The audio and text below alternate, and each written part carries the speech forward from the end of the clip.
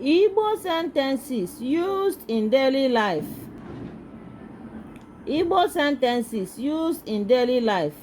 Igbo, English. Enwere m mmasị ebe ị nọ. Enwere m mmasị ebe ị nọ. In English, I admire you. Echegbula onwe gị. Echegbula onwe gị. Don't worry yourself. Ekwetaghị m. Ekwetaghị m. I don't agree. In English, ị nwetara ya? Did you get it? Mee ihe m na-ekwu. Mee ihe m na-ekwu. Do as I say. In English, biko bịa ozugbo ị nwere ike. Biko bịa ozugbo ị nwere ike.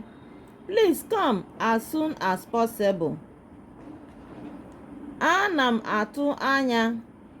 Ana m atụ anya. I hope so. In English, soro m. Soro m. In English, follow me or come with me. Kedu ihe ị kwuru? Kedu ihe ị kwuru? What did you say? Ijeọma. Ijeọma. Have a good trip or safe journey. The same thing. Kedu ihe ị chọrọ? Kedu ihe ị chọrọ? What did you want or what did you need? Ị ghọtara m? Ị ghọtara m? Do you understand me? In English, kedu nọmba ekwentị gị? Kedu nọmba ekwentị gị?